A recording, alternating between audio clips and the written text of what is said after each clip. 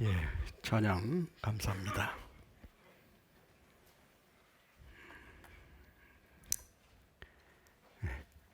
함께 기도드리겠습니다.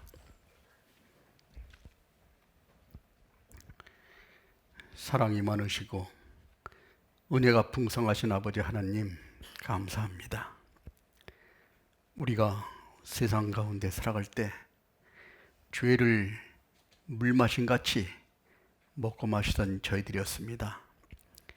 이제 주님 앞에 섰을 때 심판을 받아 영원히 고통을 받아야만 마땅한 저희들을 주님께서 사랑하심으로 그 높고 영광스러운 보좌 위에서 이 낮고 천한 세상에 오시고 저희들을 구원해 주시기 위해서 십자가에 달려 고난을 받으시고 주님이 그 고귀한 보혈로 저희들을 사해 주시고 저희들을 구원해 주신 주님 감사합니다. 저희들을 구원해 주실 뿐만 아니라 이 세상에 살아가는 동안에도 홀로 고아와 같이 버려두지 아니하시고 늘 함께 해주시고 지켜주시고 인도해주신 주님, 오늘도 주님의 십자가의 보혈로 구원함을 얻은 우리 형제자매들 한자리에 모였습니다. 주님께서 주시고자 하시는 귀한 말씀으로 우리 마음속 깊이 깨닫게 해주시고 이 힘들고 어려운 세상을 주님이 주신 지혜와 능력에 의지하여 힘있게 살아갈 수 있도록 인도하여 주시옵소서. 연약하고 부족한 저희들을 들어 하나님의 귀한 일에 쓰시기를 원하시는 주님의 뜻대로 저희들이 귀하게 쓰임받을 수 있도록 인도하여 주시옵소서. 주님이 계획하신 마지막 때를 사는 저희들에게 더욱더 정신을 차리고 근신하여 기도하며 오로지 남은 때를 주님만을 바라보고 힘있게 살아갈 수 있도록 역사해 주시옵소서. 우리 중에는 건강치 못하여 치료받는 형제자매들 전능하신 하나님의 능력으로 건강을 회복시켜 주시고 마음이 정함이 없는 형제자매들 진리의 말씀에 깊이 뿌리를 내려 모진 풍파에도 흔들림 없이 굳건하게 서 있을 수 있도록 인도해 주시고 모든 여건과 형편을 아시는 주님께서 저희들에게 부족하고 필요한 것 주님께서 도와주시고 인도해 주셔서 주님을 항상 기쁘시게 하는 삶을 살아갈 수 있도록 인도하여 주시옵소서.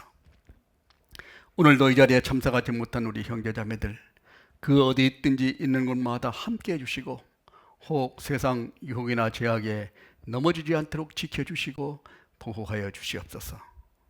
오늘도 주 성령이 저와 함께 역사해 주실 것을 믿고 의지하면서 우리를 죄악 가운데서 구원해 주시고 언제나 저를 사랑하시는 거룩하신 주 예수님 이름으로 기도드렸습니다. 아멘. 성경 말씀 사무엘상 7장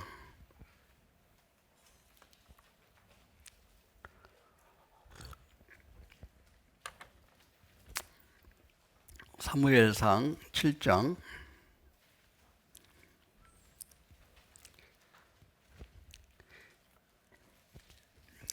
신약 구약 성경 417페이지입니다. 1절부터 11절까지를 제가 한 절 우리 형제자매님들 교독하시겠습니다. 사무엘상 7장 1절 기럇 여라림 사람들이 와서 여호와의 궤를 옮겨 산에 사는 아비나담의 집에 들여놓고 그 아들 엘리야사를 거룩히 규벌하여 여호와의 궤를 지키게 하였더니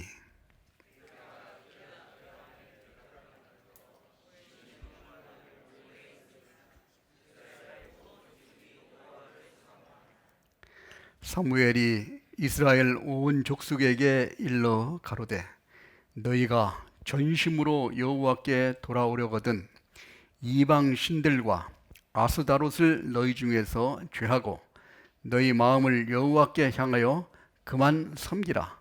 너희를 블레셋 사람이 손에서 건져 내시리라.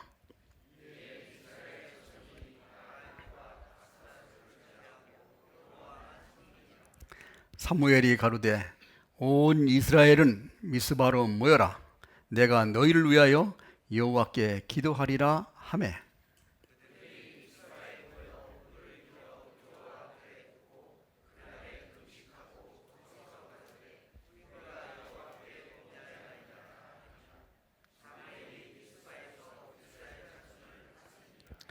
이스라엘 자손이 미스바에 모였다 함을 블레셋 사람이 듣고 그 방백들이 이스라엘을 치러 올라온지라. 이스라엘 자손이 듣고 블레셋 사람을 두려워하여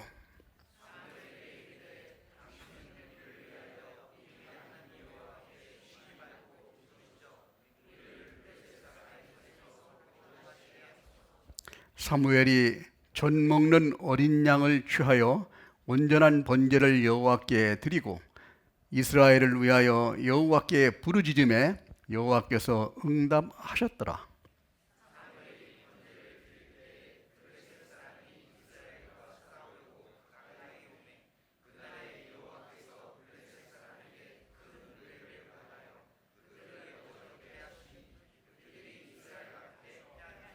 (11절) 같이 읽겠습니다. 이스라엘 사람들이 미스바에서 나서서 블레셋 사람을 따라 벳갈 아래 이르렀기까지 쳤더라. 예.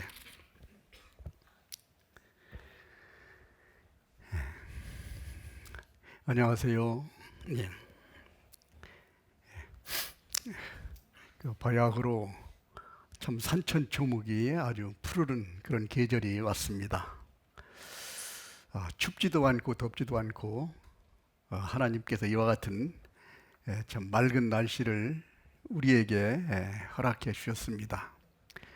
아마 외국 여행을 많이 다녀보신 분들은 아시겠지만은 세계 어디를 가더라도 이렇게 참 산천초목이 푸르르고 또 하늘이 파란 하늘을 이렇게 볼 수 있는 때가 그렇게 많지 않습니다. 우리는 하나님의 특별한 아마 축복 속에서 우리가 살아간다는 것을 우리가 알아야 할 겁니다. 항상 어제와 오늘과 내일이 저절로 오는 것처럼 생각되지만은 하나님은 그렇지 않습니다. 우리의 모든 것을 우리에게 은혜로 베풀어 주시고 있다는 사실 항상 감사드립니다. 오늘 찬송에도 내가 매일 기쁘게 이런 찬송을 이렇게 해주셨는데 하나님께서는 우리에게 항상 기뻐하라고 말씀을 하셨습니다. 근데 항상 기뻐요, 안 기뻐요? 기쁘지 않을 때가 많죠. 항상 기뻐하는 비결을 하나 알려드리고 시작하겠습니다. 항상 기뻐하는 비결은 다른 거 없습니다. 오늘 찬송하셨듯이 내가 매일 기쁘게 살아갈 수 있는 것은 하나님이 나와 함께 하신다는 것을 느낄 때 우리는 항상 기쁠 수 있습니다. 사랑하는 사람과 나와 함께 있다고 그러면 항상 즐겁지요? 안 즐거워요? 괴로워요? 즐겁죠? 마찬가지로 우리가 진짜 사랑하는 하나님, 우리를 위해서 예수님께서 돌아가셨는데 그 주님이 나와 함께 계시고 나를 인도하신다고 생각하면은 두려울 게 없죠. 항상 기뻐할 수 있습니다. 항상 말씀드리지만은 지난 날을 생각해보면 항상 우울하죠. 앞으로 생각한다면 항상 불안합니다. 지금 내가 무엇을 할 것인가는 내가 알 수 있습니다.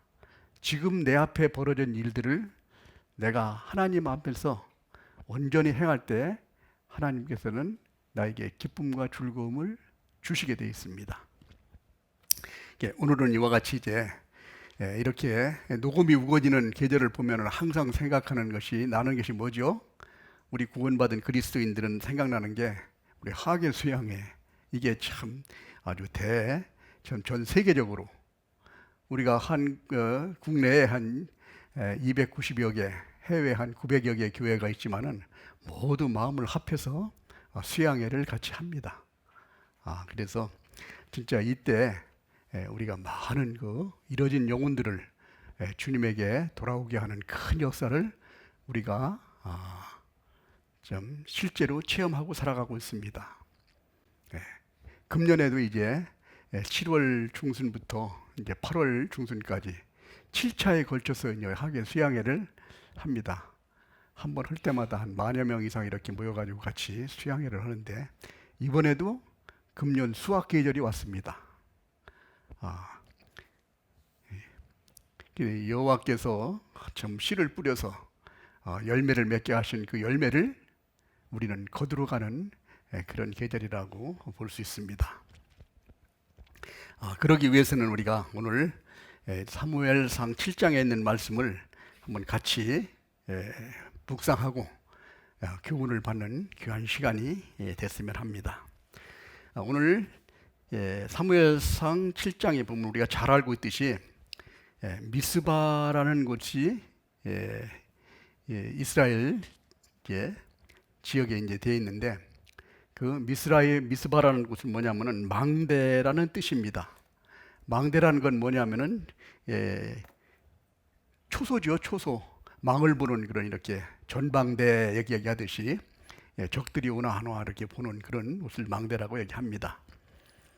그래서 이 미스바에서 큰 그 대회개 운동이 벌어지고 난 다음에 하나님이 크게 역사하신 사건의 교훈을 우리 마음속에 새기고 진짜 우리가 어떻게 살아야 되겠다는 것을 다짐하는 시간이 됐으면 합니다. 우리가 잘 알고 있는 것처럼 이 미스바에 대해 회개했던 이 사건은 뭐냐면 이 사무엘이 이런 것도 통치하는 그런 시대였습니다. 이 시대적인 음악들을 보면 우리가 사사기라는 그 성경은 언제냐면 이스라엘 민족이 애굽에서 나와서 40년 동안 광야 생활을 하고 다시 가나안 땅에 들어가서 이제 여호수아를 통해서 8년 동안 전쟁을 했습니다. 가나안을 정복하고 다 지파별로 땅을 분배해 주었습니다.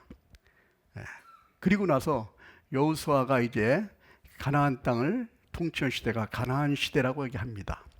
그 시대가 끝나고 나서 이제 사사들을 통해서 하나님이 직접 통치하시는 신정 통치 시대가 있다는 거예요. 하나님이 직접 사사들을 필요할 때마다 불렀다는 겁니다. 그래서 사사기 1장 1절에 보면은 어떻게 시작합니까? 여호수아가 죽은 후에 딱 나오죠. 그래서 언제까지 이 사사 시대냐면은 사울 왕, 이스라엘 민족이 사울 왕을 선택해서 사울 왕이 왕정 시대를 시작하는 이 전까지 약 350년 동안을 이제 사사 시대라고 얘기합니다. 오늘 우리가 배우고자 하는 것은 이 사사 시대의 마지막 때, 사무엘의 그 마지막 사사라고 얘기할 수 있죠. 이 사무엘은 세 가지 참 직분을 가지고 있었는데, 첫 번째는 제사장, 두 번째는 선지자, 세 번째는 사사라고 얘기할 수 있습니다. 이와 같은 그 직분을 가지고 있는 이 사무엘이 이스라엘 민족이 참 나태해지고 우상을 섬기고 올바로 살지 못하는 이스라엘 민족 때문에 이제 다시 전국에서 이제 전부도 모아가지고 미스바라는 곳에 모여가지고 대회개할 수 있는 이런 여건을 만들어서 다시 하나님에게 돌아오는 그런 큰 역사를 이룬 것이 바로 미스바 대회개 운동이라고 말할 수 있습니다. 우리가 사사시대를 잘 알고 있지만은 사사시대는 어땠습니까? 하나님이 직접 통치하는 시대인데 이스라엘 민족이 하나님이 계시다는 걸 느낄 때는 잘 살았습니다. 그러나 시간이 점점 지나고 나니까 이 몸과 마음이 세상으로 우상을 섬기는 곳을 점점 가 있어가지고 이제 또 죄를 범하게 되고, 죄를 범하니까 하나님이 그대로 안 두죠. 이웃나라를 통해서 통치를 하고 이제 거기서 좀 힘들게 살아갈 때 이스라엘 민족이 하나님 잘못했습니다, 용서해 주세요 하면은 다시 용서해 주어가지고 평화로운 시대를 이렇게 이루어가는 그 모습이 사사기 1장부터 21장까지 총 7번이 반복이 됩니다. 우리 삶의 과정을 우리에게 항상 설명해 주는 것 같아요. 그 마지막 시대에 있었던 사건인데, 이때 이스라엘 민족이 어떤 상태였는가, 이 상태를 한번 먼저 확인을 해보고, 한번 우리가 왜 이런 상태이기 때문에 이런 큰 회개 운동이 필요구나, 이것을 우리에게 교훈해 주고자 한 사건이라고 볼 수 있습니다. 자, 지금 사무엘상 7장 있는데 거기다 책갈피를 꼽아 놓으시고 앞에 4장을 보겠습니다. 사무엘상 4장 1절 413페이지. 사무엘이 말이 온 이스라엘에 전파되니라. 이스라엘은 나가서 블레셋 사람과 싸우려고 에베네셀에 진치고 블레셋 사람은 아벡에 진쳤더니 이스라엘을 대항하여 항우를 벌리니라. 그 둘이 싸우다가 이스라엘이 블레셋 사람 앞에서 패하여 그들에게 전쟁에서 죽임을 당한 군사가 4천 명가량 되었더라. 이스라엘이 블레셋 사람들이 공격을 해온 거예요. 전쟁을. 인류의 역사는 항상 우리가 전쟁의 역사라고 하죠. 어떤 사람은 뭐 정통성이 있냐 없냐 따지고 하지만은 사실 인류의 역사를 보면은 이긴 사람이 정통입니다. 진 사람은 역적이 되잖아요. 항상 전쟁에서도 튼튼하고 참 준비를 한 사람이 승리하게 돼 있는 이런 모습들을 봅니다. 여기에서 보면은 이때에도 왜 블레셋 사람들이 이렇게 강해졌을까? 여호수아가 가나안 전쟁에 8년 동안 전쟁을 할 때 31명의 왕을 정복했습니다. 매년 평균 1년에 4번 이상을 전쟁에서 승리했습니다. 이것은 하나님의 능력 아니면 불가능한 거예요. 그래서 그 골짜기마다 블레셋 사람들이 조금씩 남아 있었어요. 하나님께서는 완전히 진멸하라고 그랬는데 진멸하지 않았기 때문에 그 사람들이 점점 커가지고 나중에는 이스라엘을 위협하게 만들었다는 거예요. 그래서 지금 이 사무엘 시대에 블레셋 사람들이 이스라엘을 이제 공격해 온 겁니다. 자, 공격해 왔는데 군사가 이스라엘이 4천여 명가량 죽음을 당하고 이제 전쟁을 패하게 됐어요. 왜 패했는가? 그 원인이 3절에 나옵니다. 4장 3절 같이 읽어보겠습니다. 백성이 진으로 돌아오매 이스라엘 장로들이 가로되 여호와께서 어찌하여 우리로 오늘 블레셋 사람 앞에서 패하게 하셨는고 여호와의 언약궤를 실로에서 우리에게로 가져다가 우리 중에 있게 하여 그것으로 우리 원수들이 손에서 구원하게 하자 하니. 여기에 이스라엘 백성들이 어떤 생각을 했냐면은 왜 하나님의 백성인 우리가 저런 우상을 섬기는 블레셋 사람들한테 패하게 만드느냐? 그래서 이때는 뭐냐면은 이 언약궤가 실로에 있어서 실로에 있는 그 언약궤를 갖다가 전쟁터에 갖다 놓고 우리가 하나님이 싸우시는 걸 우리가 하나님의 능력을 우리가 맛보고 우리가 승리하자 이런 식으로 생각했던 거예요. 물론 하나님이 함께 하셔야 전쟁에서 승리할 수 있습니다. 그런데 여기서는 이스라엘 백성은 하나님과 함께함을 믿고 최선을 다해서 하나님을 의지하고 전쟁을 해야 되는데 어떤 생각이 있었습니까? 우리가 전쟁에서 패한 것은 법궤를 갖다 놓지 않고 여기에서 이 하나님의 역사하신 걸 보지 못했다 이런 식으로 생각을 한 겁니다. 하나님은 어떤 위치에 가서 계신 게 아니죠. 우주 만물에 충만하시고 특히 이 성막에 있는 법궤에서는 하나님의 임재를 나타내는 모습을 우리에게 하나님을 만나는 곳이 바로 이제 성막인데 거기에서 법궤를 갖다 놓고 우리가 싸우면 이길 거 아니냐 이런 식으로 생각했다는 거예요. 이스라엘 민족의 생각이 어땠냐면은 마치 애굽에서 나온 이스라엘 민족이 홍해를 건너서 오면은 이제 우리가 이스라엘을 해방됐으니까 우리 앞에는 이제 승리만 있을 거 아니냐, 기쁘고 즐거움만 있을 거다, 영광만 우리에게 기다리고 있을 거다 이런 생각을 가지고 살았다는 겁니다. 마치 우리가 구원받고 나면은 우리 앞에는 모든 일이 이제 형통한 일만 생길 거야, 앞으로 기쁨과 즐거움만 있을 거야, 하는 일마다 승리할 거야 이런 마음을 가지고 있었다는 거예요. 그러나 애굽에서 나오는 이스라엘 민족이 홍해를 건너 광야에 딱 들어올 때는 뭐가 있었어요? 가나안 땅이 있었는 것이 아니라 광야라는 것이 있었다는 거예요. 광야라는 것은 우리의 육신적인 것을 이제 굴복시키는 겁니다. 예. 하나님의 의지에서 이걸 굴복시켜가지고 하나님의 믿음의 사람으로 바꿔가는 게 가난한데, 마찬가지 우리가 구원받은 그리스도인이 앞으로 나한테는 행복만 있고 평안만 있는 것이 아니라 여기서 우리 육신적인 것을 하나하나 굴복시켜가면서 하나님의 성품, 즉 생활 구원을 이루어가는 것. 왜? 하나님이 우리에게 영광을 주시기 위한 과정이라는 거예요, 가나안인 때는.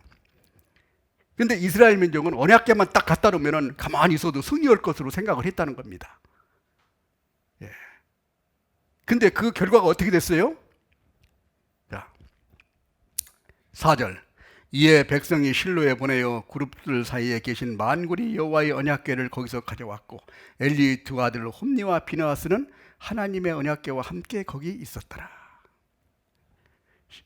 언약궤가 없어서 패한 줄 알고 이제 그걸 갖다가 놓은 겁니다. 네. 자, 이것은 우리에게 많은 교훈을 줍니다. 네. 구원받은 그리스도인이라고 해서 내가 주님만에게 맡기고 내가 가만히 있으면은 승리를 가져다 주는 게 아니라는 거예요. 자, 수험생들이 난 구원받았으니까 공부 안 해도 시험 보면은 하나님의 능력으로 내가 100점 막 턱턱 받게 만들어 줄 거야. 이거 맞지 않죠? 하나님이 우리에게 왜 마음과 생각과 육신을 주셨습니까? 이 주신 것을 가지고 주님에게 최대한 주님을 바라보고 힘있게 살아라는 거예요. 그랬을 때 하나님께서 역사하십니다. 그러나 그런 마음이 없었습니다. 여기 홈니와 비느하스의 얘기에서 나오죠. 홈니와 비느하스가 어떤 사람이었습니까? 그 앞에 사무엘상 2장에 보면은 2장 12절부터 보면 그런 말씀이 나오죠. 엘리의 아들들은 불량자라 여호와를 알지 아니하였더라. 그의 제사장들의 백성이 하는 습관은 이러하니 곧 아무 사람이 제사를 드리고는 그 고기가 삶을 때 제사장의 사원이 손에 세갈고리를 가지고 와서 그것을 먼저 먹었다는 겁니다. 하나님을 섬기는데 자기가 먼저 취해버린 거예요. 이런 상태라는 거예요. 제사장이 이런 정도 상태니까 일반 백성들은 말할 것도 없죠. 하나님을 섬기는, 하나님을 의지하고 하나님을 경외하는 그런 마음이 없었다는 겁니다. 그래서 그 전쟁사에서 어떤 일이 벌어졌습니까?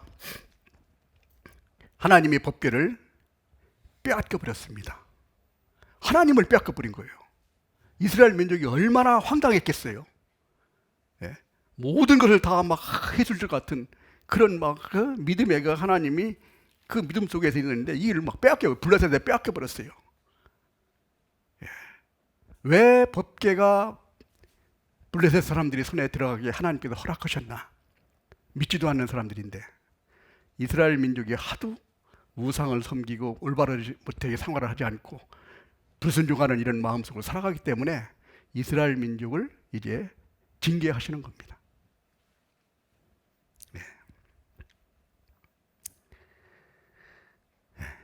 자, 이 전쟁에 어떤 일이 벌어졌는가 하면은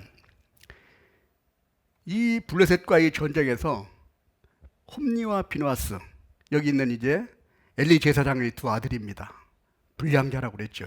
전쟁에 가가지고 전쟁에서 죽었습니다.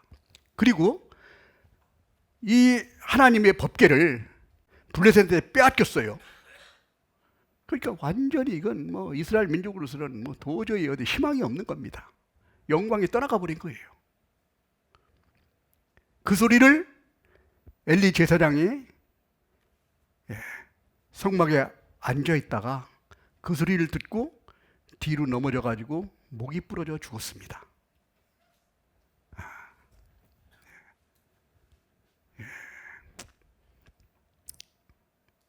자, 이 사건으로 말미암아 엘리 제사장 가족이 완전히 파산했는 겁니다.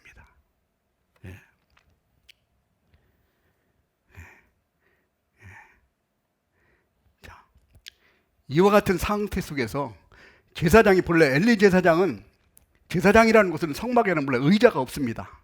항상 서서 일하게 돼 있는 거예요. 근데 앉아 있었다는 거예요. 비둔해졌다고 표현이 되어 있습니다. 자, 제사장이 이와 같이 올바로 행사를 못하니까 여기는 자기 엘리와 홈리와 비느하스도 가가지고 올바른 행동을 못하고 전쟁에서 블레셋한테 패하게 만들었습니다. 하나님의 선택받은 이스라엘 민족일지라도 올바르게 행실을 못하면 하나님이 징계를 하시고 심판을 하십니다. 그래서 이스라엘 민족이 완전히 패했습니다.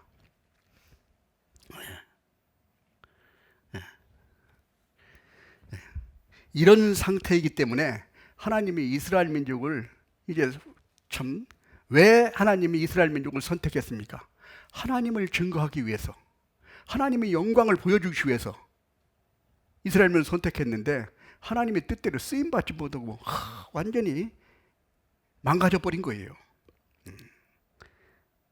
자, 그러면 블레셋으로 빼앗긴 그 법궤는 어떻게 됐느냐? 아마 이때 블레셋 사람들이 법궤를 빼앗아 오고 전쟁에서 승리했으니까 얼마나 기쁘고 즐겁겠어요. 야, 그동안 우리가 참 여호수아가 한 8년 동안 전쟁에서 내가 우리가 고통을 받고 그랬는데 이제 우리가 승리를 다시 했구나. 아마 기쁨이 있었을 거예요. 근데 문제는 이 법궤가 빼앗기고 나서부터는 그 법궤를 통해서 여기는 에그론과 가드와 에글론 이거 지역에 이제 법궤가 이제 이동하는 순서를 보였는데 거기서 완전히 그냥 이 독종이 병균이 나와가지고 완전히 그 뒤에를 막 재앙을 주는 거예요. 예? 처음에는 기쁘고 즐거웠는데 나중에는 그 법궤를 통해서 막 전염병이 생기고 막 사람이 죽어가는 겁니다. 그래가지고 이제 그걸 벌벌 떨고 있다 나중에 그걸 이제 다시 이스라엘한테 보내자 얘기해가지고 이제 이 보내는 사건이 어디 나오냐면 사무엘상 6장에 이제 이 법궤를 다시 돌려보냅니다. 많은 사람들은 법궤가 빼앗겼으니 큰일 났다고 생각하는데 이 법궤는 하나님을 상징하는 것입니다. 하나님은 누구의 도움도 필요 없어요. 법궤가 가 있으니까 막 독종을 만들고 전염병을 만드니까 아이고 다시 보내줘야 되겠다 가지고 거기서 금지 5마리하고 금 독종 같은 걸 만들어 가지고 수레에 실어 가지고 이제 소를 끌어 가지고 벳세메스로 쭉 이렇게 이동하는데 자 본래 이제 이 소들이 여기 있는 사무엘상 6장에 보면은 이제 소 새끼를 낳게 되면은 그 전 먹는 소 2마리를 딱 갖다가 이제 마차를 만들어 가지고 법궤를 실어 가지고 보냈습니다. 이게 벳세메스로 쭉 가면은 이게 하나님의 뜻이고 다른 데로 가면은 이게 법궤가 이게 영향이 있는 게 아니다 이렇게 생각했는데 이 우리가 잘 알고 있는 소는 이 모성애가 아주 강한 짐승입니다. 소 키워본 분이 계시대요? 소는 새끼를 계속 달고 다니고 모성애가 아주 강해요. 새끼가 있으면은 이 젖을 뗐으니까 항상 이 어미소는 새끼를 바라보고 엄매가 찾고 새끼 소를 보살피는 마음이 있죠. 근데 이 소들이 딱 마차를 메어가지고 가는데 눈물을 줄줄 흘리면서 좌우로 치우치지 않고 벳세메스로 쭉 가는 거예요. 이게 가능하냐 이겁니다. 하나님의 능력이 아니면 불가능한 거예요. 자, 그래가지고 이제 벳세메스까지 와가지고 이제 마차를 부숴가지고 이 소를 가지고 잡아가지고 번제를 드려서 이제 이스라엘 민족을 이제 다시 법궤를 찾는 이 모습을 보는데 이때 어떤 일이 벌어졌냐면은 이 벳세메스 사람들이 이 소가 법궤를 그냥 저절로 이렇게 오는 거예요. 그러니까 신기하죠. 안 그러겠어요? 야, 저기 하나님을 믿긴 믿고 법궤에 대해서 신뢰를 했다고 하더라도 이게 신기한 거예요. 이게 소가 그러면서 눈물을 줄줄 흘리면서 그 길로 쫙 이렇게 가는 모습을 보니까 와서 신기해가지고 거기를 들여다봤습니다. 사무엘상 6장 한번 잠깐 보겠습니다. 사무엘상 6장.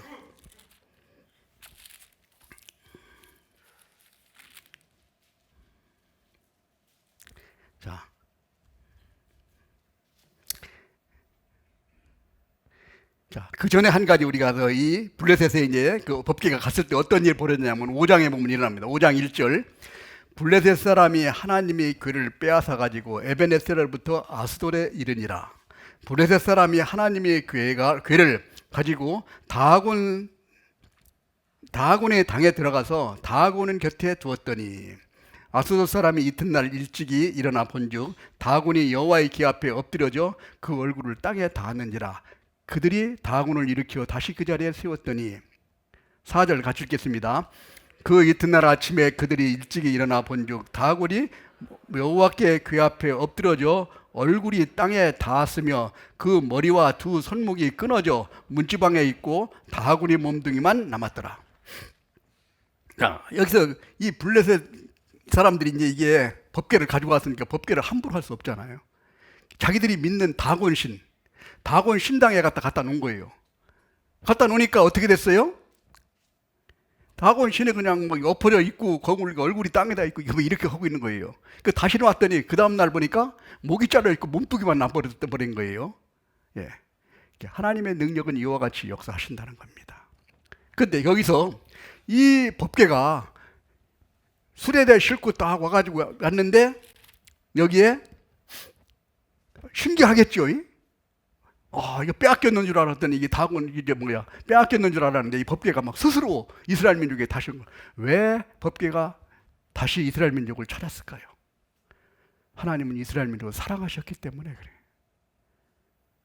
하나님은 누구의 도움이 필요하신 분이 아닙니다. 하나님을 그래서 여기 있는 법궤는 여기에 보면 언제 나왔습니까? 19절, 6장 19절 봅니다.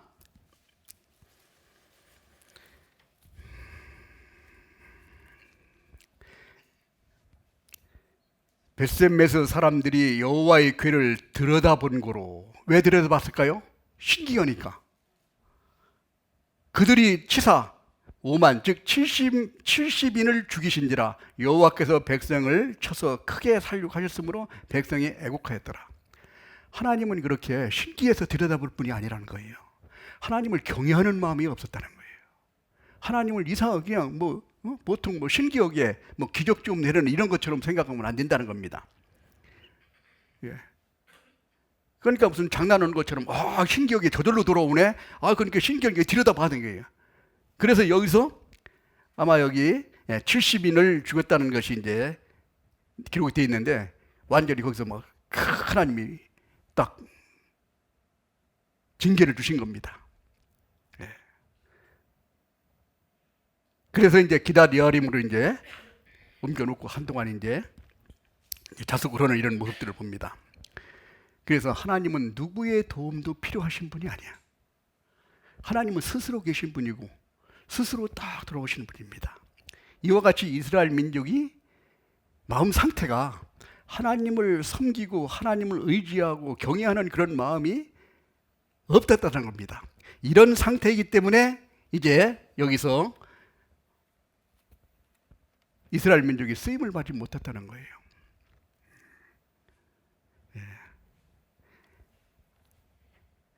이때에 이제 하나님께서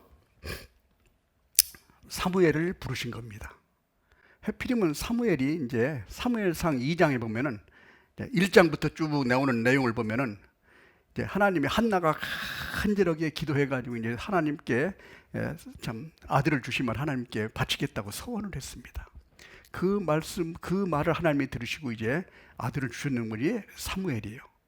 젖될 때까지만 있다가 이제 하나님에게 성막에 갖다 맡겼습니다. 그러면서 사무엘상 2장에 보면은 돌아오면서 기뻐한 거예요. 우리 아마 자매님들 자녀를 키워보시면 알겠지만은 자녀를 낳아서 젖된 아이를 내가 띄워놓고 오면은 부모의 마음이, 엄마의 마음이 어떻겠어요? 즐겁습니까? 괴롭습니까? 괴롭죠. 잠깐만 보이지 않아도 깜짝깜짝 놀라는데 거기에다가 딱 맡겨놓고 돌아왔는데 기쁘고 즐거워서 기도하는 거예요. 이게 사무엘상 2장 한나의 기도입니다. 한번 찾아보면 사무엘상 2장 보겠습니다. 사무엘상 2장 1절 한나가 기도하여 가로되 내 마음이 여호와를 인하여 즐거워하며 내 뿔이 여호와를 인하여 높아졌으며 내 입이 내 원수들을 향하여 크게 열렸으니 이는 내가 주의 구원을 인하여 기뻐함이라. 기쁘고 즐겁다. 하나님을 찬송하는 내용이 이제 2장에 계속 쫙. 그래서 하나님은 거룩하신 분이 없는 거룩하신 하나님, 유일하신 하나님, 전지전능하신 하나님, 하나님은 심판의 하나님이라는 것을 깨닫게 만드는 거예요. 하나님에 대해서 확실하게 한나가 깨닫게 됐습니다. 한나가 왜 즐거워했을까요? 한나는 이걸 확실히 알았습니다. 내가 키우는 것보다 하나님이 키우는 것이 훨씬 더 온전하게 잘 키운다는 걸 확신했기 때문에 기쁘고 즐거웠습니다. 예. 이것이야말로 하나님을 온전하게 섬기는 예라고 볼 수 있습니다. 예. 자, 그래서 이제 사무엘을 딱 주셨는데, 그때 하나님께서 이스라엘의 그 많은 사람들 중에서 누구든지 쓰실 수 있었습니다.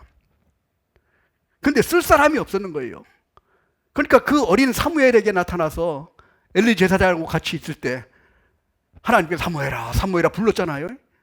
하나님은 쓰시고자, 쓰임을 받고자 원하는, 좀 쓰임을 받을 만한 준비가 되어 있는 사람을 쓰십니다. 이스라엘 민족 중에는 누가 쓰임을 받을 사람이 없는 거예요. 그 여기는 어린아이의 사무엘을 불러내신 거예요. 그 사무엘이 나가니까 이제 사무엘한테 다 말씀을 했어. 사무엘을 통해서 하나님의 통치하시는 모습들이 이제 나옵니다. 자, 나오는데 이와 같이 이제 이스라엘 민족의 상태가 이와 같이 신앙 상태와 하나님을 섬기지 않고 불순종하고 우상을 섬기고 자기 안위를 위해서 이렇게 쭉 살아가는 모습이 이제는 하나님의 쓰임 받지 못하기 때문에 다시 하나님께서 이제 사무엘을 통해서 이스라엘 민족을 해경 운동을 이제 여기 있는 미스바에서 하게 되는 겁니다. 마치 우리가 쓰임 받지 못하고 세상을 사랑하고 우상을 섬기고 또 내 자신만을 위해서 살아가는 이런 모습을 볼 때 우리가 쓰임을 받지 못합니다. 철저하게 돌이키고 회복되었을 때 하나님은 다시 우리를 쓰시겠다는 것을 여기서 교훈으로 보여주고, 어떻게 해야 쓰임을 받느냐, 이것을 하나님 우리한테 이제 하나하나씩 교훈해 주시는 내용을 한번 들어보겠습니다. 이랬을 때에 오늘 본문 사무엘상 7장 들어가겠습니다. 7장 3절.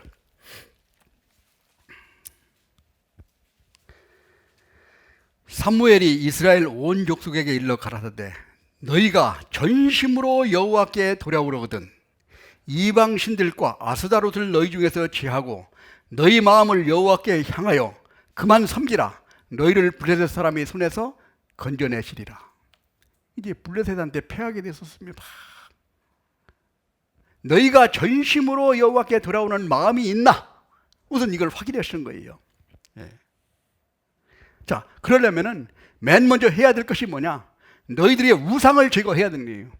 우리 마음속에 우상이라고 생각하는 것은, 우리 사람들은 무슨 불교를 믿는지 다른 뭐 천주교를 믿는다든지 아니면 우유교를 믿는다든지 이런 걸 믿는다는 사람, 이걸만 얘기하는 것이 아니라 우리 마음속에 하나님보다 더 사랑하는 것이 있다면 그것이 우상입니다.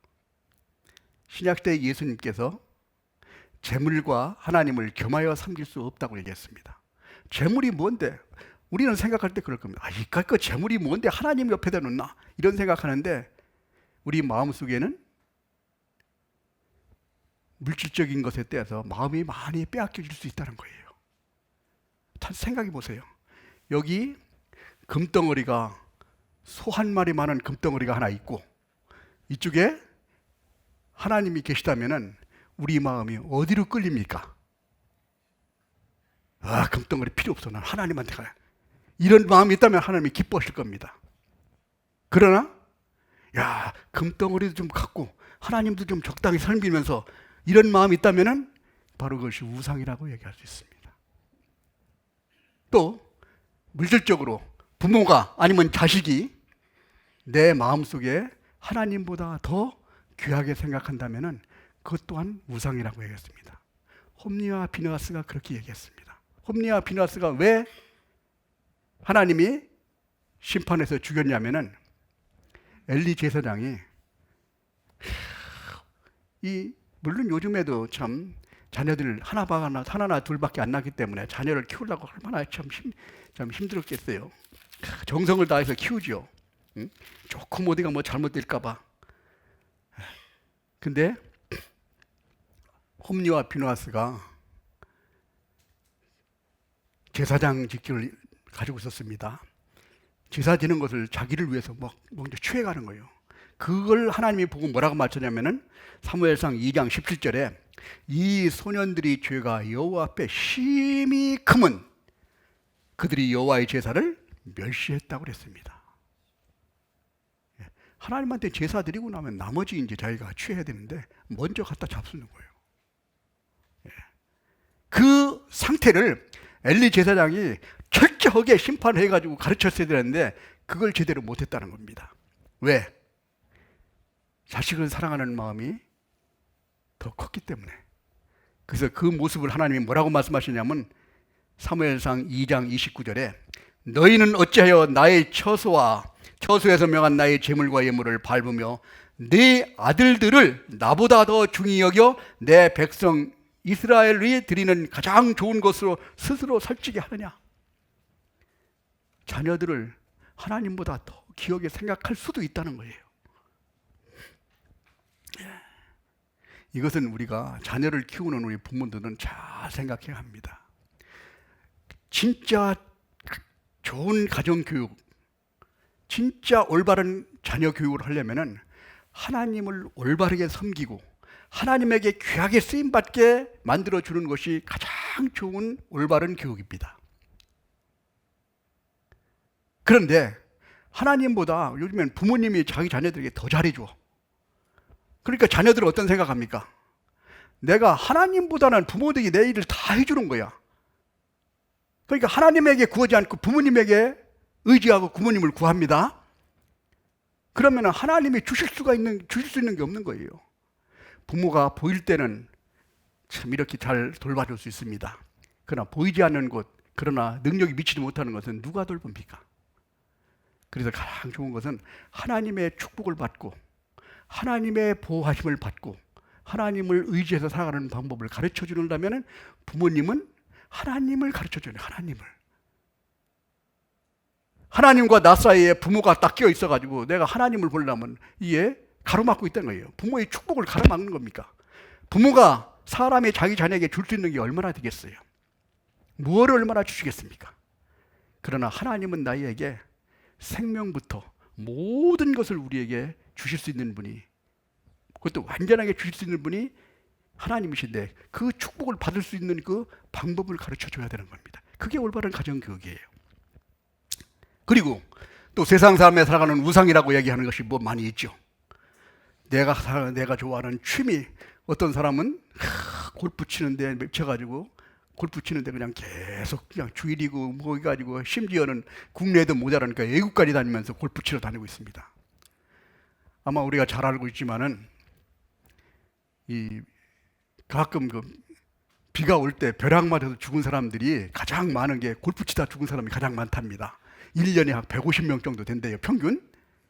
그 다음에 두 번째는 낚시하다 죽은 사람, 벼락 맞아 죽은 사람이 있답니다. 그러니까 이게 세상에서 취미, 내가 좋아하는 것 따라가다가 하나님을 섬기지 않는 거예요.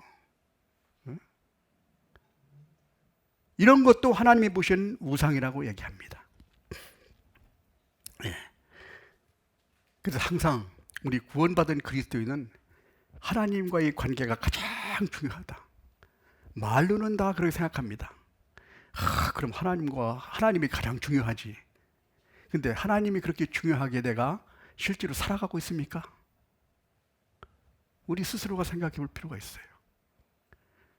먼저 그의 나라와 그의 의를 구하라. 그리하면 이 모든 것을 너에게 더해 주시겠다고 하나님이 약속하셨음에도 불구하고 하나님은 내가 할 걸 자꾸 나중에 시간이 있으면 하나님에게 의지하는 이런 모습을 봅니다. 우리에게 큰 교훈을 줍니다. 자, 그래서 우리가 보면은 여호수아 3장에 보면은 이스라엘 민족이 요단강을 건널 때 건너기 전에 했던 일이 뭐냐면은 막 사람들이 정결케 하는 일을 했습니다. 다 정결케 하고 이제 다시 요단강을 건너게 돼. 왜? 정결치 않으면 하나님의 축복과 은혜를 받을 수 없기 때문에. 큰 입에는 금과 은의 그릇이 있을 뿐이 아니고 나무와 질그릇도 있어 귀 쓰는 그릇도 있고 천이 쓰는 그릇도 있다. 왜? 그런데 많은 그릇이 있고 재질도 좋고 모양도 좋고 값비싼 것들만 있지만은 문제는 뭐냐? 깨끗해야 쓰신다는 거예요. 우리는 하나님 앞에 먼저 깨끗하기를 하나님이 뭐라고 그러는 거예요. 우리 마음속에 다른 것을 섬기는 마음이 가득 차 있는데 이걸 가지고 하나님을 섬긴다고 이렇게 쫓아다녀 봐야 하나님은 다 아시는 거예요. 우리 마음속에 비밀까지 다 아시는 분입니다. 그것부터 털어내고 알아 하길. 우리가 오물통이 있으면은 오물통을 깨끗하게 치워놔야 거기다가 새물을 부을 수 있습니다. 오물이 들어있는데 아무리 부어야 계속 오물입니다. 하나님은 깨끗하게 돼야, 그래서 우리 안에는 마음속에서도 우상을 제거하는 것이 첫 번째라는 겁니다. 오늘 본문에 있는 말씀들 보면은 첫 번째, 너희가 전심으로 여호와께 돌아오려거든 이방신들과 아스다롯을 너희 중에서 제하고 비워야 다시 하나님이 채워주신다는 거예요. 내가 좋아하는 것들, 이런 것들. 여호수아가 요단강을 건널 때도 마찬가지였습니다. 여호수아 5장에 보면은 요단강을 건너기 전에, 요단강을 건너면요 적들이, 가나안에 있는 그 적들이만 있는 곳입니다. 가기 전에 이스라엘 민족이 할례를 행하려면, 할례가 뭐예요? 이 고추를 막 자르는 건데, 이거 하면은 막 일주일 동안 막 쿵쿵 앓고 그러겠죠. 아이, 적들이 앞에 있는데 이런 막 수술을 하고 나서 이게 감당하기 어렵긴데, 왜? 이 할례의 뜻은 뭐냐? 없애버리다, 태워버리다, 이제 죄를 없애버리고 이제 다 이렇게 깨끗하게 하는 이런 모습으로 우리에게 교훈해주고 있습니다. 그래서 그리하고 법궤를 울러먹고 이제 요단강을 밟았을 때 요단강이 갈라졌습니다. 네. 우리가 잘 알고 있는 그 야곱이 에서를 속여가지고 이제 쫓겨가서 외삼촌 집에 가서 20년 동안을 종살이 했습니다. 외삼촌 집에 가서, 그렇죠? 바단 아람에 가가지고 했는데 다시 이제 돌아올 때 딱 돌아왔어요. 돌아와가지고 자기 에서가 군사 400명을 데리고 왔는데 큰일 났거든요. 그래가지고 이제 깨를 써가지고 해가지고 이제 화해를 했습니다. 화해를 하고 온 곳이 뭐냐면 세겜이었습니다. 세겜이라는 곳은 세겜 성 옆에는 세겜 족속들, 에서의 후손들이 살아가고 있었던 데입니다. 거기서 살았는데, 거기서 그 딸인 디나가 그 세겜 족속들과 이런들 구경 나갔다가 이제는 거기서 겁탈을 당해버리고 말았습니다. 그래가지고 이제 문제가 생기는 거예요. 야곱은 생각했을 겁니다. 야, 에서하고는 다시 화해를 했는데 다시 돌아온 것이 세겜이었습니다. 자기가 있을 위치가 아니에요. 거기서 이제 다시, 야, 왜 우리가 이렇게 내가 20년 동안 종살이하고 다시 회복됐는데 이런 일들이 자꾸 벌어질까? 이런 거 아마 생각을 했을 겁니다. 자, 그래서 다시 가만히 생각해 보니까 이제는 거기 가서 세겜 족속들을, 여기 있는 야곱의 두 아들들이 가가지고 막 그냥 많이 죽여버리는 바람에 이제 난리가 났죠. 그때만 해도 야곱만 해도 이거 뭐 가정, 자기 식구들밖에 없었잖아요. 저 사람들이 그냥 가서 공격해버리면 완전히 죽는 일밖에 없습니다. 망하는 일이죠. 그래가지고 두려웠습니다. 자, 여기 한번 잡고요. 창세기 35장.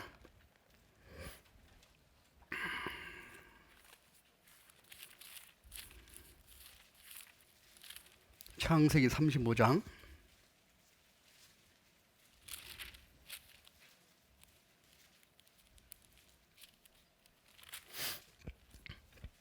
1절부터 보겠습니다. 하나님이 야곱에게 이르시되 내가 일어나 베델로 올라가서 거기 거하며 내가 내 형 에서와 낫을 피하여 도망갔던 때 내게 나타났던 하나님께 거기서 단을 쌓으라 하신지라. 야곱이 이에 자기 집사람과 자기와 함께한 모든 자에게 이르되 너희 중에 이방 신상을 버리고 자신을 정결케 하고 의복을 바꾸라. 우리가 일어나 베델로 올라가자. 나의 환난 날에 내게 응답하시며 나의 가는 길에 나와 함께 하신 하나님께 내가 거기서 단을 쌓으려 하노라. 그들이 가서 손에 있는 모든 이방 신상과 자기 귀에 있는 고리를 야곱에게 주는지라.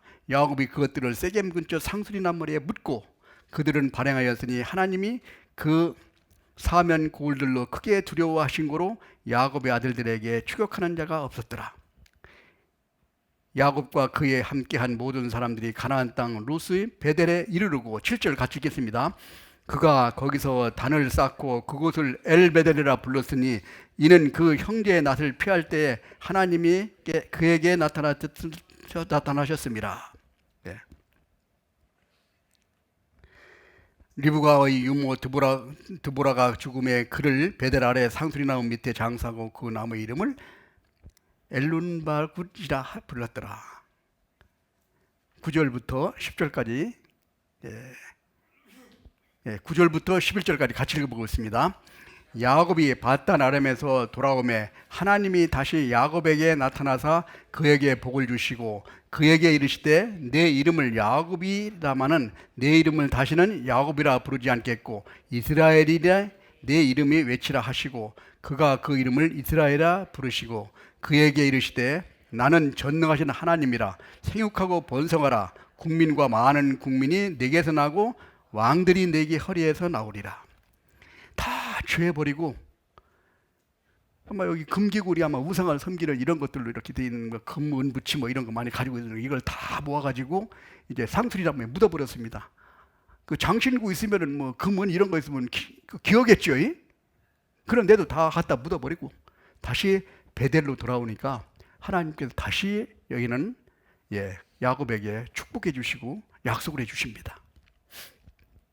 이와 같이 우리가 다시 하나님에게 쓰임을 받고 축복을 받기 위해서는 우리 마음속에 있는 것을 다 우상을 버려야 되는 버려. 철저하게 버리는 것이 필요합니다.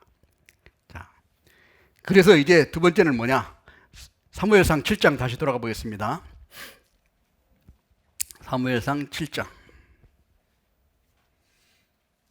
3절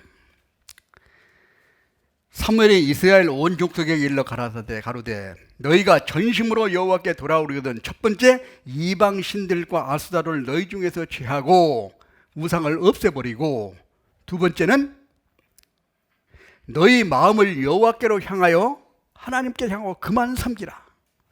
오로지 하나님만 섬기라. 자, 여기에서 우리가 우리 마음속에 하나님도 섬기고 우상도 섬기고 하는 이 마음이 하나님에는 합당치 않다는 거예요. 오로지 하나님만 섬길 때 우리 삶 생각해 보세요. 부부가 같이 사는데 남편도 사랑하고 이 옆집 사람도 사랑하고 이 용납이 되겠습니까? 이 용납이 안 되는 거예요.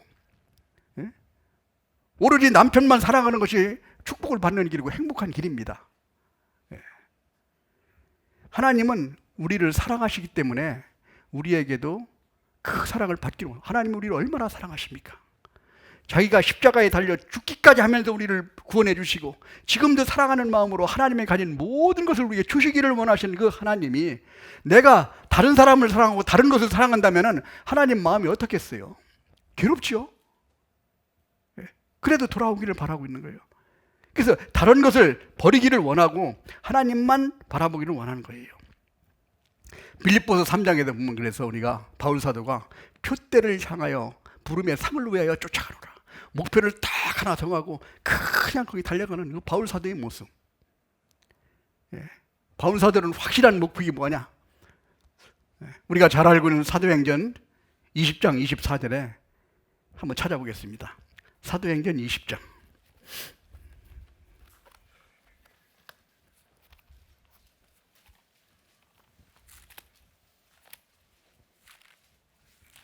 사도행전 20장 24절 같이 읽겠습니다. 나의 달려갈 길과 주 예수 앞에 받은 사명 곧 하나님의 은혜의 복음을 증거하는 일을 마치려 하면은 나의 생명을 조금도 귀한 것으로 여기지 아니하노라. 오로지 주님만 바라보고 달리느니 이 바울 사도는 그야말로 일생 동안 자기가 구원받고 나서 그대로 달려가서 디모데후서 6장에 보면 실제로 그와 같이 사는 모습을 우리가 실제로 디모데후서에서 우리가 확인할 수 있습니다. 디모데후서 6장에 디모데후서 4장에 보면은 4장 7절에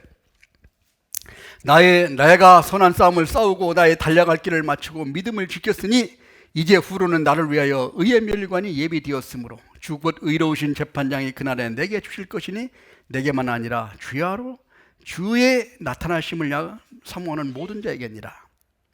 내가 선한 싸움을 싸우고 나의 달려갈 길을 마치고 믿음을 지켰다. 그야말로 바울 사도는 그때부터 계속 가는 곳마다 구원의 역사를 이루시고 나중에는 로마로 가면 목 잘려 죽는데 그걸 마다 안고 가서 로마에 가가지고 복음을 전했다는 사실입니다. 그랬을 때 나의 선한 싸움을 싸우고 나의 달약간을 마치고 믿음을 지켰다. 오로지 주님만 바라보고 살았던 바울 사도의 모습. 왜 바울 사도가 이렇게 살도록 우리에게 보여주셨습니까? 고린도후서 11장에 보면 내가 너희들을 본받는 자 된 것 같이 너는 나를 본받아라. 예수님께서 우리를 따라오라고 말씀하신 것처럼 우리 바울 사도는 실제 우리와 성정이 같은 사람입니다. 고통도 받고 해야죠.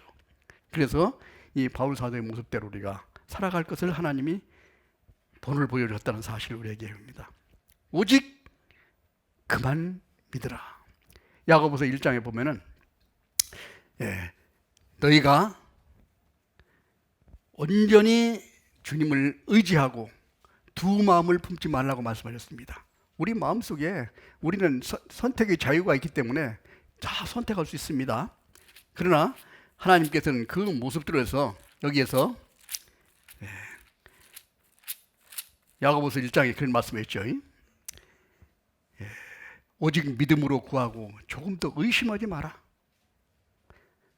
의심하는 자는 마치 바람에 밀려 용하는 바다 물결 같으니 이런 사람은 무엇이든지 죽게 얻기를 생각하지 마라.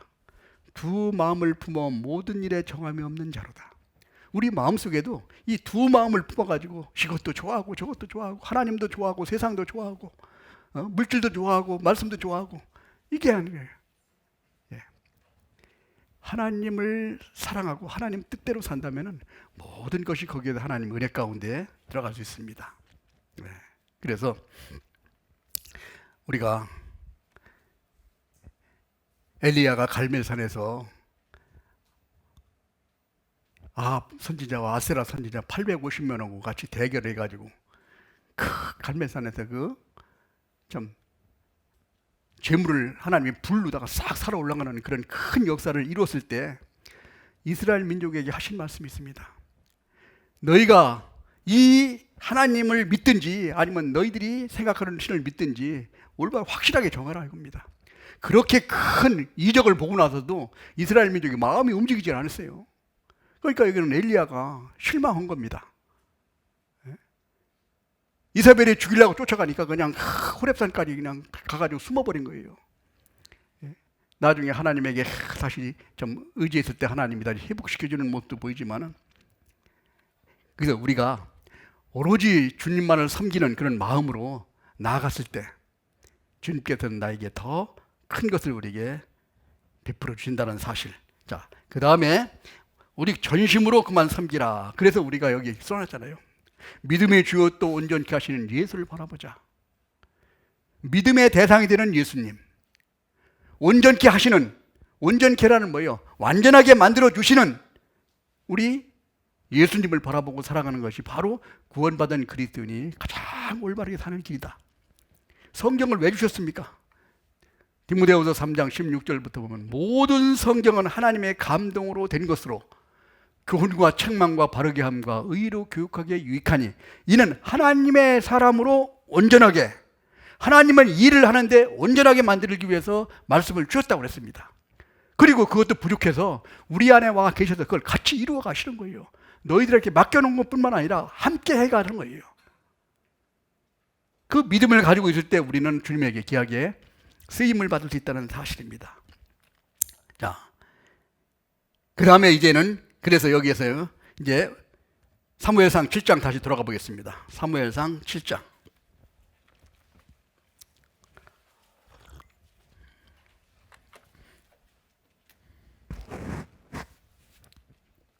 5절. 사무엘이 가로되 온 이스라엘은 미스바로 모이라. 내가 너희를 위하여 여호와께 기도하리라 했습니다. 미스바라는 것은 아까 말씀드린 대로 망대라는 뜻이죠. 다 모여라. 우리한테는 다시 회개하는 것이 필요하다는 거예요. 우리가 다시 축복을 받고 다시 회복되기 위해서는 우리 안에 있는 걸 다시 다 용서를 해줘야 되는 거예요. 용서를 받아야 되는 겁니다. 우리가 자녀들이 자꾸 엄마한테 주머니에서 참 1,000원짜리 500원짜리 막 꺼내 가가지고 오락하고 뭐 이런 거 보면은, 자, 내가 이걸 가져갔을지라도 엄마 용서해 주세요, 뭐 이렇게 얘기하면 용서 줍니까? 뭐라고 해요? 아, 잘못했습니다, 다시는 그러지 않겠습니다, 용서해야. 아, 그래, 그럼 용서해 주죠. 마찬가지 하나님께서도 우리에게, 우리의 걸 다 아시는 분이 그렇습니다. 자, 그래 이제 함께 여기서 모으는 것이 이제 5절에 나와 있습니다. 자, 그래서 함께 모여가지고 어떻게 했습니까? 6절에 그들이 미스바에 모여 물을 길어 여호와 앞에 붓고, 물이라는 것을 이제 한번 쏟아버리면 이제 다시 되돌릴 수 없는 겁니다. 그날에 금식하고, 금식이라는 것은 자기 이거 참 배를 그런 채우는 그런 참 그런 그 사람의 기본적인 그 욕구를 가지고 있는 건데, 금식함으로써 오히려 먹는 것보다 더 귀중하게 생각하고 철저하게 이렇게 금식을 하고, 우리가 여호와 앞에 범죄하였나이다 하니라. 다시 먹지도 않고 하나님께 철저하게 돌이키는 이 모습을 우리에게 보여주는 겁니다. 자, 그리고 하나님께서는 항상 우리에게 살아가는 자, 그 이름 믿는 자들에게는 모든 것이 함께하여 선을 이룬다고 말씀하신 것처럼 구원받은 그들이 함께 모여서 하나님에게 간절하게 돌이키고 하나님 일에 쓰임받기를 원하는 것이 필요하다라는 것을 여기에서 교훈해주고 있습니다. 그리고 여기에서 하나님께 이제, 자, 이와 같이 미스바로 다 모였어요. 다 모이니까 블레셋 사람들이 가만히 보니까 저 사람들 막 미스바로 다 모였거든요. 그러니까 여기 있는 이제 여기 모인 사람들은 다 남자들, 20세 이상으로 된 남자들이 전부 다 미스바로 가가지고 여기 있는 이 사무엘을 통해서 이제 막 전 회개 운동을 한다고 가버렸으니까 이스라엘 전체 나라가 텅 비은 거예요. 이게 나머지는 여자들하고 이제 어린 아이들하고 있는 노인들만 남아 있습니다. 그걸 틈타서 블레셋 사람들이 이제 공격을 해온 겁니다. 자, 7절. 이스라엘 자손이 미스바에 모였다 함을 블레셋 사람들이 듣고 그 방백들이 이스라엘을 치러 올라온지라. 이스라엘 자손들이 듣고 블레셋 사람들을 두려워하여 사무엘에게 이르되 당신은 우리를 위하여 우리 하나님 여호와께 쉬지 말고 부르짖어 우리를 블레셋 사람의 손에서 구원하시게 하시소서. 여기에서 이제 다 전쟁할 수 있는 사람들을 갚버렸으니까 나머지는 뭐 이제 빈집 털이 하는 거랑 똑같이요. 와가지고 블레셋 사람 막 공격을 해온 겁니다. 그러니까 뭐라고 그랬어요? 여기는 이스라엘 민족들이 이제 큰일 났다는 겁니다. 자, 그래서 하시는 말씀이 뭐냐? 이제 9절. 사무엘이 전 먹는 어린 양을 취하여 온전한 번제를 여호와께 드리고 이스라엘 외에 여호와께 부르짖음에 여호와께서 응답하셨더라. 완전히 이제 나라가 망하게 생겼는데 전쟁으로 뛰어가는 것이 아니라 먼저 뭐 했어요? 전 먹는 어린 양. 우리 예수님을 우리가 어린 양으로 표현했죠. 보라, 세상 죄를 지고 가는 하나님의 어린 양이로다. 다시 어린 양을 취해가지고 이제 하나님에게 제사를 드리는 겁니다. 번제를 드리고 어린 양을 취해서 온전한 번제, 온전한 번제라는 것이 중요합니다. 번제를 여호와께 드리고 이스라엘 외에 부르짖음에 전심으로 찾는 마음으로 하나님께 살려달라는 분이 있죠. 10절 같이 읽겠습니다. 사무엘이 번제를 드릴 때 블레셋 사람이 이스라엘과 싸우려고 가까이 오매 그날에 여호와께서 블레셋 사람에게 큰 우레를 발하여 그들을 어지럽게 하시니 그들이 이스라엘 앞에 패한지라. 자, 번제를 드리려고 참 미스바에 모여가지고 다 하시는데 이게 큰일 났어요. 나라가 망하게 생겼습니다. 이제 번제를 드릴 때 하나님께서 큰 우레를 통해 가지고 막 우랑탕탕 해가지고 막 이제 이스라엘 민족을 완전히 그냥 하나님께서 박살 내버린 겁니다. 가끔 우리가 이제 수양회를 참석하게 되면은 이제 사실은 이제 마음이 없어서 그런데 핑계를 많이 대는 사람이 있습니다. 아이고 그때 농사 짓는데 고추도 따야 될 때고 뭐 해야 되고 뭐 이것저것 그러니까 이제 난 못 가겠다 이런 사람이 있는데, 예, 내가 하나님에게 딱 온전히 나간다면은 하나님이 지켜주고 보호해주고 인도해 가실 겁니다. 근데 어떤 분들은 요즘에 애완견을 많이 키우니까 개 때문에 못 가는 사람이 있어요. 개 밥 줘야 되고 뭐 한다고 해가지고 요즘은 또 다행히 또 개 이제 뭐 개 호텔인가 개 뭐 맡겨주는 데가 있어가지고 다행인데 그게 또 보통 비싼 게 아니죠. 예. 그런 분들도 계시더라고요. 예. 그래서 이것은 핑계에 불과하지 이 우주 만물을 주관하시는 하나님이 지켜주시는데 누가 그것을 망대에 망가뜨리겠습니까? 다 모였는데 블레셋 사람들이 그 틈을 타가지고 공격해 왔는데 하나님이 번제를 드릴 때, 번제라는 걸 얘기합니다. 번제는 희생을 얘기하는 희생. 온전한 희생을 쫙 드릴 때 하나님께서 완전히 다 역사에 가서 블레셋 사람들을 물리치는 모습을 봅니다. 그래서 어디까지 했습니까? 사무엘이 번제를 드릴 때 블레셋 사람이 이스라엘과 싸우려고 가까이 오매 그 날에 여호와께서 블레셋 사람에게 큰 우레를 발하여 그들을 어지럽게 하시니 그들이 이스라엘 앞에 패한지라. 11절 같이 읽겠습니다. 이스라엘 사람들이 미스바에 나가서 블레셋 사람들을 따라 벳갈 아래에 이르기까지 쳤더라. 그래서 12절에 보면은 사무엘이 돌을 쳐여 미스바와 센 사이에 세워 가로되 여호와께서 여기까지 우리를 도우셨다 하고 그 이름을 에베네셀이라 하니라. 여기까지 하나님이 도우셨다 하고 얘기해요. 우리가 주님에게 이렇게 번제를 드릴 때, 하나님에게 희생할 때 하나님께서는 우리에게 크게 지켜주시고 보호해주시고 인도해 주시는 그런 하나님을 우리는 믿습니다.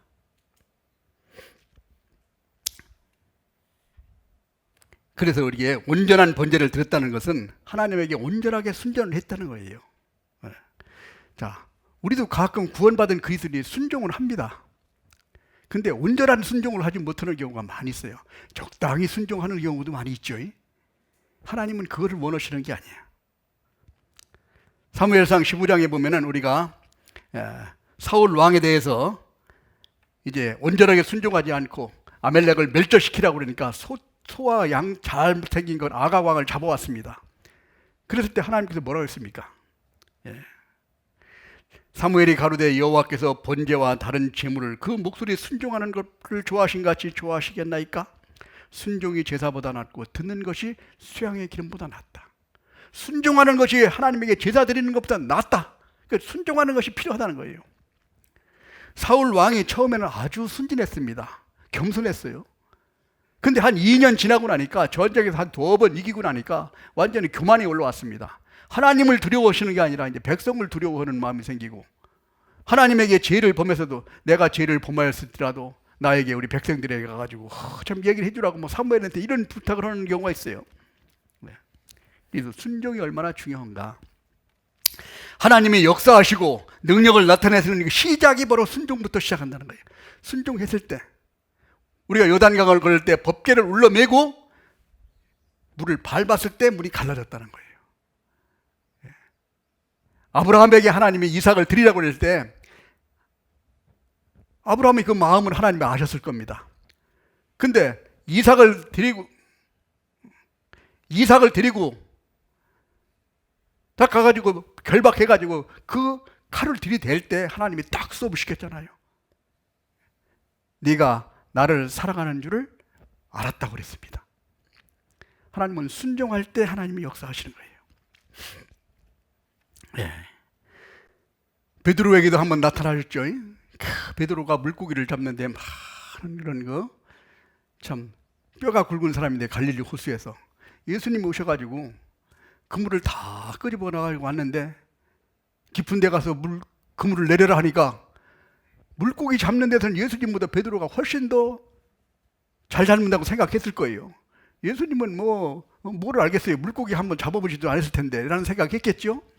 근데 베드로는 말씀에 의지하여 내가 그물을 내리나이다. 말씀에 의지해서 그물을 내렸을 때 그물이 찢어지는 정도로 물고기가 잡혔다는 겁니다. 우리가 잘 알고 있는 그 아람의 군대장관 나아만이 요단강에 엘리사를 찾아왔을 때 뭐라 했습니까? 요단강 물에 들어가서 7번 들어갔다 나와라. 쳐다보지도 않으니까 자존심 상했습니다. 그때 아람이라는 나라는 아주 큰 나라인데 강도 좋은 강도 말고 깨끗한 물도 많은데 요단강이라는 건 그렇게 깨끗지 못한데 크지 않습니다. 요즘에는 갈릴리 호수를 막아가지고 가보면 흙탕물 막 흘러내리고 그래요. 거기 가가지고 이제 7번 들어갔다 그러니까 한 번, 2번, 3번 들어갔다 나중에 6번 들어가면 뭔가 좀 기미가 보여야 할 거 아니에요. 기미가 안 보이는 거예요. 그때 갚버렸으면 아마 문둥병 걸려 죽었을 거예요. 마지막 1번 거리까지 딱 들어가니까 어린아이 살결같이 됐다고 그랬습니다. 온전히 순종하는 것이 하나님께서는 우리에게 큰 역사를 이루어주십니다. 여리고성을 돌 때도 하루에 한 바퀴씩 나중에 7바퀴 돌고 함성을 지르라고 했습니다. 아마 그 도는 사람들도 생각했을 거예요. 7, 6바퀴쯤 돌았는데 한 바퀴만 남았는데 한 바퀴 돌 때는 뭐가 성이 좀 금이 좀 가고 뭐 이 기미가 보여야 되는데 금이 안 보이죠. 그러나 마지막까지 돌았을 때 역사하셨습니다. 네. 자, 그래서 우리는 이 순종이라는 것은 온전한 순종으로 할 때 하나님의 큰 역사가 이루어진다는 것. 예. 구원받은 그리스도인이 가장 중요한 것이 순종입니다. 에덴 동산에 있을 때 아담과 하와가 왜 쫓겨났습니까? 먹지 마라 그랬는데 먹어버려서 순종한 거예요. 소돔성을 나올 때 뒤로 돌아다보지 마라 하니까 뒤로 돌아다봤기 때문에 소금 기둥이 돼버렸으면 옷이 쳐가. 예. 예. 우리가 이스라엘 민족이 많은 그런 참 심판을 당하고 고통을 받는 모습 봅니다. 여기 레위기 26장과 신명기 28장에 딱 나오는 거 보면은 순종하면 축복을 받고 불순종하면 심판과 저주를 받는다는 것, 이스라엘 역사를 통해서 하나님이 쫙 보여주셨습니다. 그럼에도 불구하고 우리는 하나님 말씀에 순종하는 것을 적당히 하는 경우가 많이 있을 수 있다는 거예요. 적당히 하면 하나님이 적당히 우리를 돌봐주십니다. 온전하게 순종했을 때 하나님 우리를 온전하게 역사에 가신다는 거예요. 순종했을 때 우리가 구원받는 것도 순종했을 때 구원받습니다. 말씀을 믿고 말씀에 의지하니까 우리가 구원을 받을 수 있지요. 상급 받는 것도 마찬가지예요. 우리가 순종하는 만큼 상급을 받습니다. 하나님의 역사를 경험하는 것도 우리가 순종했을 때 하나님의 역사를 우리가 체험할 수 있습니다. 우리가 가장 중요한 것은 여기에 보는 온전한 순종이라는 말씀이 기록되어 있는데, 온전한 순종이라는 게 뭐냐? 간단하게 한번 말씀을 드리면은, 자기 생각이나 자기 감정이나 자기 느낌대로 따르지 아니하고 말씀대로 하는 것이 온전한 순종이에요. 내 생각에는 아이고 여리고성이 아무리 그렇게 견고하게 가나안 땅에서 가장 견고하게 만든 성인데 아이고 한 바퀴씩 돌아가지고 이게 일주일 동안 돌고 마지막에 7바퀴 돌고 함성을 지른다고 이게 무너지겠어? 사람의 생각으로는 불가능한 겁니다. 요단강이 있는데 법궤를 올라매고 밟는다고 이게 갈라지겠어요? 도저히 이해가 안 가는 거예요.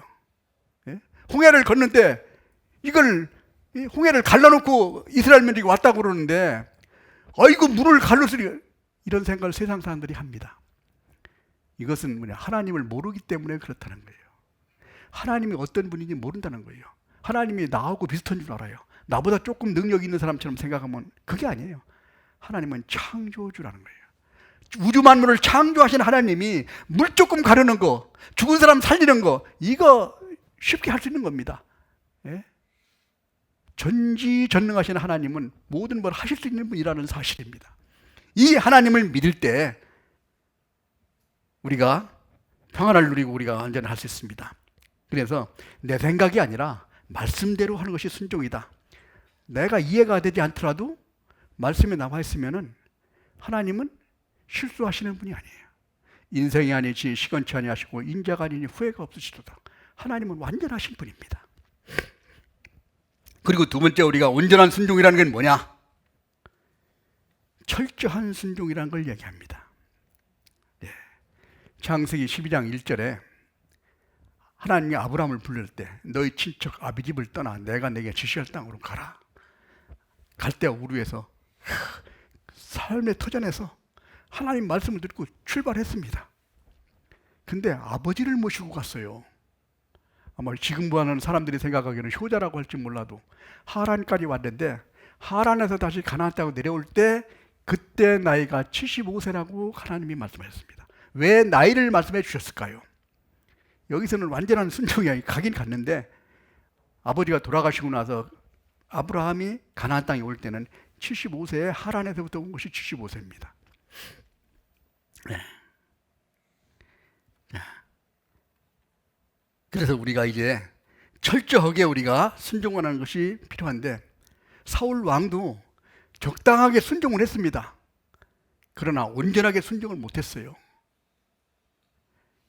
아멜렉을 완전히 멸절을 하고 그랬는데 거기 아각 왕하고 좋은 짐승들을 잡아왔어요. 왜 잡아오냐고 사무엘이 물어보니까 뭐라고 했습니까? 왜 왕후가 그 좋은 짐승을 잡아왔겠습니까? 한번 생각을 해보죠.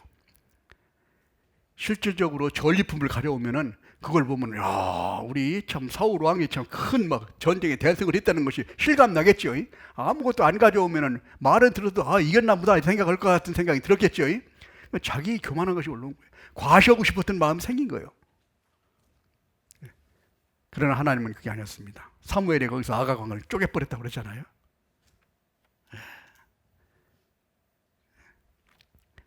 이와 같이 우리가 철저하게 순종하는 것이 하나님에게 큰 은혜와 축복을 받는 길이라는 것. 그 다음에 또 한 가지는 뭐냐면은 하나님의 말씀이 우리에게 깨달아지고 우리 마음속에 격동시킬 때 즉각적인 순종이 필요하다.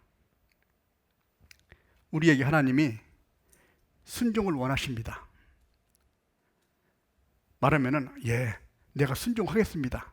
그건 지금 말고 다음에 할게요. 천천히 할게요. 이건 하나님의 합당치 않은 거예요. 하나님이 왜 필요한 것을 지금 필요하면 지금 말씀하시지 왜 다음에 필요할 땐 다음에 말씀하시지 왜 지금 말씀하실까요? 시편 119편 60절에 주의 계명을 지키기에 신속히 하고 지체치 아니하였나이다. 이렇게 말씀합니다. 하나님이 말씀하실 때 예, 아브라함에게 너희 친척 아비를 떠나 내가 지시할 땅으로 가라 했을 때 예 하고 떠난 것이 온전한 순종입니다. 예, 가겠습니다. 좀 생각해보고 한 달 후에 천천히 가겠습니다. 이건 마땅치 않은 거예요. 우리 자녀들이 자녀 교육 시킬 때 그런 생각 할 겁니다. 엄마가 애들이 와가지고 텔레비 만화 같은 거 보고 그러면은 키자마자 야 텔레비 꺼! 이렇게 얘기하는 분은 없죠. 조금 하는 거 보고 나면은 이제 이제 좀 봤겠다 이렇게 생각하면은 야 이제 들어가 공부해야지 얘기하죠.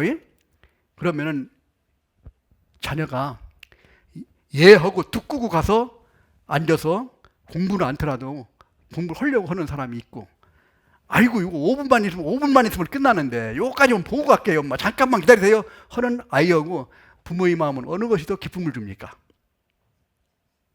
전자 후자 예 하고 탁 끄고 가는 게 훨씬 더 부모의 마음을 기쁘게 하죠. 마찬가지 하나님도 우리가 이런 마음이 나에게 깨달아지면 왜 깨닫게 만들어 주십니까? 지금 하나님이 역사하시겠다는 거예요. 지금 내가 널 도와주겠다는 거예요. 보라 지금은 은혜 받을 만한 때요. 보라 지금은 구원의 날이로다. 하나님이 나에게 말씀합니다. 지금 누굴 생각한다. 지금 누굴 전도해야 되는데 이 생각이 나가 왜 만들어 줬습니까? 그러면은 내가 직접 가진 못하더라도 안 되면 전화라도 해서 안부라도 물어보고 한번 할 수 있는 것이 방법이 여러 가지. 너희가 지혜가 부족하거든 후히 주시고 꾸짖지 않으셨나 하나님께 구하라. 그리하면 주시리라. 지혜가 부족하면 방법은 많다는 거예요. 내가 하려고 생각을 안 해서 그렇지. 하나님은 방법을 무수하게 많이 만들어 놓고 기다리고 계시는 분이에요. 내가 할 수 있는 것을 나에게 주시는 분이 하나님이십니다. 할 수 없는 일을 나에게 주지 않아요. 감당할 만한 시험을 허락하시고 감당치 못할 시험을 허락지 않으십니다. 마찬가지 하나님은 나를 사랑하시기 때문에 내가 넘어지는 것을 원치 않으십니다. 나에게 큰 은혜와 기쁨으로 하나님을 따라가는 것, 이것 하나님을 기쁘시게 생각하시죠. 네. 네. 사도행전 8장에 보면은 이디오피아 내시가 예루살렘에 예배를 드리러 딱 올라갔다 내려갔다 할 때가 있었습니다. 그때 하나님께서 빌립에게 너 지금 가자 지역으로 가라. 이때 빌립이 있는 위치에서 가자 지역까지는 70km입니다. 그때는 타고 가는 이런 마차 이런 것도 없었습니다. 그러니까 여기는 빌립이 아이고 거기가 어딘데 거기까지 갑니까? 이런 얘기 안 했어요. 예 하고 달려간 거예요. 가자 지역으로 달려가니까 70km를 가려면 얼마나 걸리겠습니까? 쉽게 못 갑니다. 예, 1시간 사람이 달려가 봐야 열심히 달려야 한 시간에 몇 킬로 달리겠습니까? 한 10km 달립니까? 우리 군인들 막 10km 막 1시간에 달리고 그럴 때는 막 힘을 다해서 달릴 때. 그래도 70km라면 7시간을 달려야 되는 건데 쉽지 않은 일이에요. 딱 달려가고 나니까 이디오피아 내시가 딱 연기를 좀 먼지를 뿜으면서 쫙 내려가고 있잖아요. 세워가지고 성경을 읽고 당신이 읽는 것 깨닫느냐? 예, 가르쳐주는 사람이 없으니 어떻게 깨달으려? 올라가가지고 이 성경을 설명해 주니까 그걸 구원받고 이디오피아에 내려갔다는 말씀이 기록되어 있는 것처럼 우리가 필요할 때 하나님은 즉시 순종하기를 원하십니다. 즉시 순종하는 것이 바로 우리가 온전한 순종이라는 사실. 그 다음에 또 한 가지는 우리가 지속적인 순종을 해야 된다. 지속적으로 처음부터 끝까지 마치 우리가 달려가는 마라톤 선수와 같이 끝까지 꼬린 인연까지 달려가야 되는 거예요. 달려가다가 중간에 쉬어버리면 상을 못 받죠? 끝까지 달려가는 원하고 계십니다. 네. 우리가 잘 알고 있는 솔로몬, 자, 훌륭한 왕이죠. 하나님에게 부귀와 영화를 다 받았습니다. 1천 번제를 드리고 나니까 하나님이 기뻐가지고 너 소원 한번 얘기해라. 그러니까 하나님에게 부귀와 영화를 구하지 않고 우리 아버지는 위대한 왕인데 이스라엘을 통일시켜놓고 훌륭하게 다스렸는데 나는 어린 나이에 20살밖에 안 됐거든요. 어떻게 나라를 다스리겠습니까? 하나님 지혜를 주십시오. 그러니까 하나님이 그게 마음에 딱 맞는 거예요. 지혜와 하나님의 부귀의 왕을 같이 줬습니다. 이 솔로몬 시대는 완전히 참 이방에 있는 왕들이 보물 가지고 쌓아들고 이 시바 여왕이 이디오피아에서부터 보물단지 싸가지고 왔는데 그걸 제가 달란트로 계산했는데 보니까 이게 뭐 상당히 많은 그런 이 금은 보화를 가지고 간 거예요. 그래서 쭉 훌륭한 그런 일생을 쫙 살았는데 마지막에 솔로몬이 욕심이 좀 많았습니다. 심지어는 부인이 1000명이나 됐었어요. 그러니까 이렇게 욕심이 많은데 거기다가 이방에 있는 그런 공주들을 데려와가지고 자기 이제 부인을 삼아서 거기서 우상을 같이 가지고 온 거예요. 가져와. 그래가지고 나중에는 말년에 아마 치매가 왔는지 거기다가 그냥 우상한테 꾸벅꾸벅 절을 해가지고 하나님이 2번 나타났었습니다. 너 정신 차려라. 못 깨달았어요. 그래가지고 거기서 솔로몬이 그렇게 지혜를 받고 참 훌륭하게 살았는데 불구하고 마지막이 좋지 않아요. 그래서 히브리서 11장 믿음의 장에 솔로몬이 안 나옵니다. 예. 우리가 잘 알고 있는 데마라는 사람, 바울 사도하고 전도를 같이 열심히 다녔어요. 예. 디모데후서 4장에 보면은 마지막 부분에 디모데후서는 마지막에 바울 사도가 끝나는 지점입니다. 조금만 더 갇혔으면은 지금 거기 있는 데마 바울 사도 같이 영광을 누리고 기쁘고 즐거울 텐데 마지막에 꼬린까지 못 가가지고 세상을 사랑하여 데살로니가로 갔고 지금도 듣고 있을 겁니다. 야, 내 얘기 또 하네. 얼마나 불쌍한 거예요. 다 된 죽에 못 바쳐요? 빠지면 안 돼요. 마지막까지 조심해야 되는 거예요. 끝까지 주님 오실 때가 가까워졌습니다. 그래서 진짜 온전하게 하는 순교하는 데까지 순종한 사람들이 성경에 많이 있죠. 다니엘 같은 경우에 뜻을 정하여 내 몸을 더럽히지 않겠다고 결심하니까 하나님이 지켜주시잖아요. 우리가 주님을 위해서 뜻을 정해 산다면 하나님이 도와주실 겁니다. 이건 확실한 진리예요. 이번에 우리가 하계 수양회를 앞두고 있는데 금년에 전반기에 조금 부진했던 것, 우리가 온전하게 쓰임을 받을 아쉬웠던 것, 이번에 하계 수양회를 통해서 그동안 잘못된 확 다 버리고 새롭게 하나님의 은혜 가운데 힘껏 한번 살고 주님을 만날 수 있는 준비를 하는 것이 바로 우리가 힘있게 살아가는 하나님의 뜻이고 우리에는 영광이 보장되어 있다는 사실을 우리에게 보장해 주십니다. 내가 하고 싶은 건 이것저것 많이 있지만은 하나님을 온전히 따라갔을 때 나머지는 충만시켜준다는 하나님의 뜻이 있다는 사실을 우리는 잊지 말고, 마음의 우리 뜻대로 우리가 주님에게 마지막으로 우리가 하게 수양회 이번에 우리 식구들은 다 참석해야 돼요. 그걸 하나님이 원하십니다. 전 그전에 한번 지금도 기억에 남는 게 하계 수양회를 이렇게 갔는데 어떤 할머니, 머리가 이렇게 하얀 할머니인데 이 저 병원에서 쓰는 이거 들것 거기에다 이렇게 누워가지고 이 링기로 꼽아가지고 이렇게 거기 오신 분이 계세요. 그래서 왜 병원에 계시지 여기까지 와서 고생하시려고 그러니까 내가 죽어도 여기 와서 죽겠다는 거예요. 그 모습을 볼 때 하나님이 얼마나 기뻐하실까. 우리 마음도 하나님께서 그렇게 보일 수 있는 그런 기회가 되기를 바랍니다. 그리고 우리가 구역에서도 이번에 구역별로 5명씩 목표를 정했습니다. 그래서 5명씩 꼭 이번에 모시고 갈 수 있도록, 그래서 이번에 구원받는 역사, 그동안 우리가 약간 참 부족했던 것 온전히 우리가 이루는, 새롭게 우리가 힘있게 살아가는 그런 계기가 되기를 바랍니다. 같이 기도하시겠습니다.